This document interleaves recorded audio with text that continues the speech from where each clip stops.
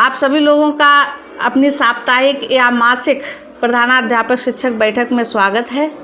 और जैसा कि आप लोग सभी लोग जानते हो कि अपना वार्षिक परीक्षा बच्चों की 20 मार्च से आरंभ होने वाली है और हमारे पास काफ़ी टारगेट दिए गए हैं, जैसे निपुण लक्ष्य को पूरा करना। इसके साथ ही साथ जब एनुअल एग्ज़ाम होना है प्रस्तावित है, तो सिलेबस भी होना चाहिए थोड़ा बहुत।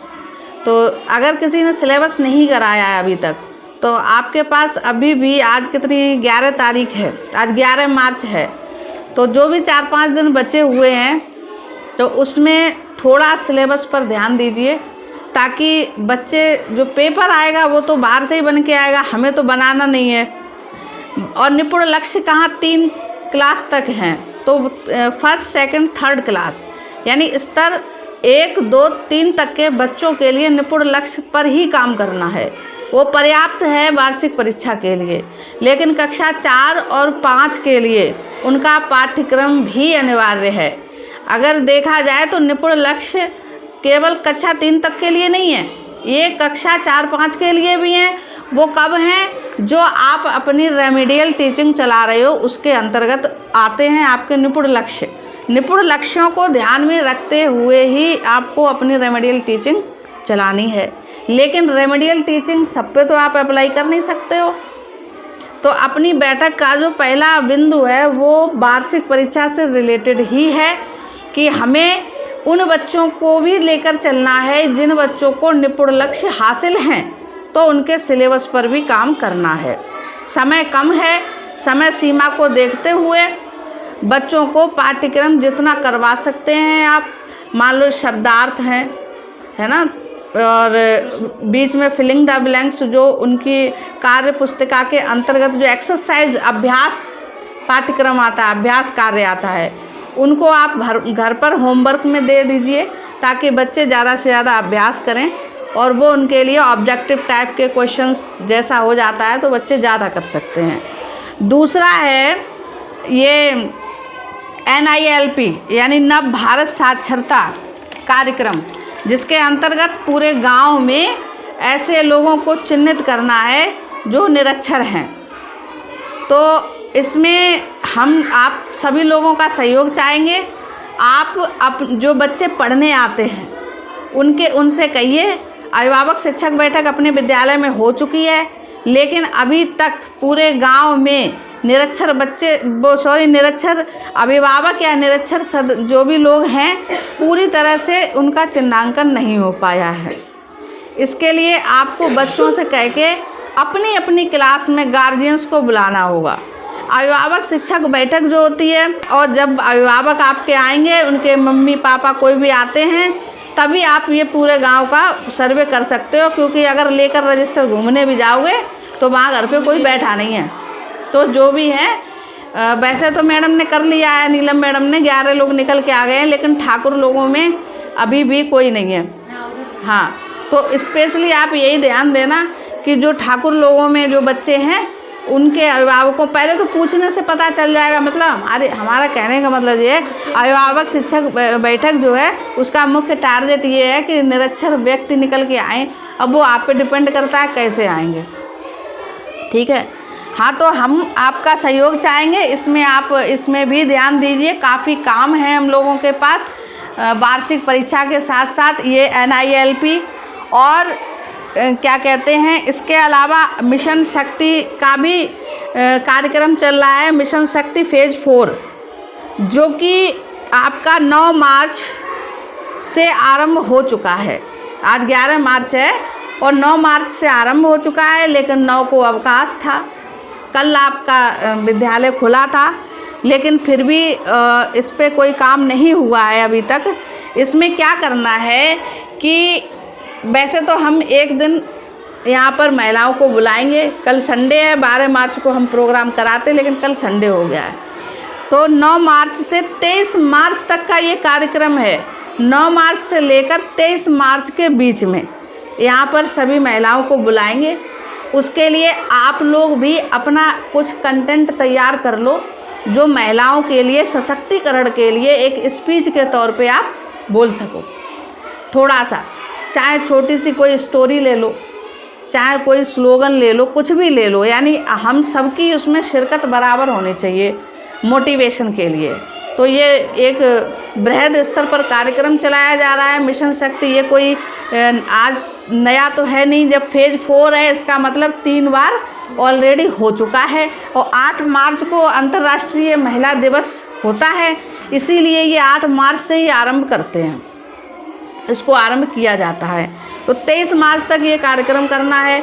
और अपनी बैठक में इन बिंदुओं को हम इसलिए बोल रहे हैं कि अगर हम भूल भी जाते हैं तो ये आपका कर्तव्य होता है कि मैडम अपने यहाँ ये प्रोग्राम रह गया है, इसे भी कराना है, ताकि कोई चीज़ स्किप ना हो, छूट ना जाए। तो सबसे ज़्यादा महत्वपूर्ण तो हमारी परीक्षा का ही था। इसके अलावा डीबीटी पेंडेंसी, जो कि पूरे साल भर का बुखार है ना, उसे भी ख़त्म करना है। मार्च का महीना है। जो भी बच्चे आपके अभी भी ऐसे हैं जिनका आधार कार्ड नहीं बना है या जिनके गार्जियंस अभिभावकों का खाता आधार से लिंक नहीं है, तो आप अपनी क्लास का अब दोबारा से डीबीटी लॉगिन कर लें। अभी हमारी सारी क्लासें मैं अकेले ही लॉगिन किए हुए हूँ, शायद अगर नहीं है तो मैं सारी लेफ़्ट करूँगी, सिर्फ अपनी क्लास रखूँगी और आप लोग एक बार देखिए और पुनः ये कार्य दोबारा से करिए। अगर अभी आप नहीं करोगे तो अप्रैल में नए सत्र में फिर यही समस्या आएगी। तो यथासंभव जितना हो सके डीबीटी की पेंडेंसी को ख़त्म करिए आप सभी लोग अपनी अपनी क्लास का। अगर कोई समस्या आती है, कोई अभिभावक नहीं आते हैं कोई, तो मुझे बताइए, मैं खुद उनसे संपर्क करूंगी। और ज़रूरत पड़ी तो आप लोग खुद जाओगे बैंक में आधार कार्ड लिंक करवाने के लिए, यहाँ आप लिखिए पत्र व्यवहार पर और उनके साथ जाइए, वहाँ काम करवाइए जाके, क्योंकि ऐसा निर्देश ऊपर से दिया जा रहा है लगातार।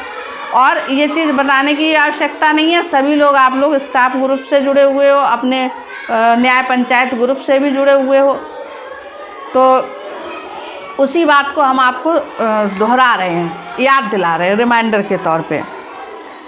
और इसके अलावा सबसे महत्वपूर्ण बिंदु है प्रगति रिपोर्ट। रामश्री मैडम, नीलम मैडम और स्वयं मैं क्लास फर्स्ट की हूँ क्लास टीचर, आप लोग वो सेकंड थर्ड के। तो अपनी जो निपुण लक्ष्य की जो प्रगति है बच्चों की, निपुण लक्ष्य की मासिक रिपोर्ट जाती है, मांगी जाती है ना, तो वो रिपोर्ट पहले मुझे चाहिए। आज हम बता रहे हैं, मंडे को आप मुझे तैयार करके दे दो, क्योंकि हो सकता है कि मंडे कोई मांग ले या बुधवार कोई मांग ले। और आप लोगों को पता होगा कि हम लोगों का जो निपुण लक्ष्य का जो आकलन किया जा रहा है बच्चों का, वो बीएसए स्तर से हो रहा है, बीएसए ऑफिस जाना पड़ रहा है और 1-2 दिन में अपने विद्यालय की भी डेट आने वाली है। तो आप अपनी प्रगति रिपोर्ट जो है पूरा मंथली आपके पास होनी चाहिए। अगर नहीं है तो मंडे तक उसको तैयार कर लो। जब से आपका ये सेशन स्टार्ट हुआ है, ये सत्र चला है, तब से कौन से महीने में क्या प्रगति आपने की है, आपके बच्चों ने, आपने या आपके बच्चों ने क्या प्रगति की है निपुण लक्ष्यों के प्रति, वो रिटर्न में तैयार कर लो, क्योंकि वही डाटा मुझे लेकर बीएसए ऑफिस जाना है। तो इसलिए ये प्रगति रिपोर्ट आप मंडे को दे देना। वैसे तो मुझे आज ही चाहिए थी, लेकिन मैंने कल आपको सूचित नहीं किया, इसलिए आप मंडे को दे देना।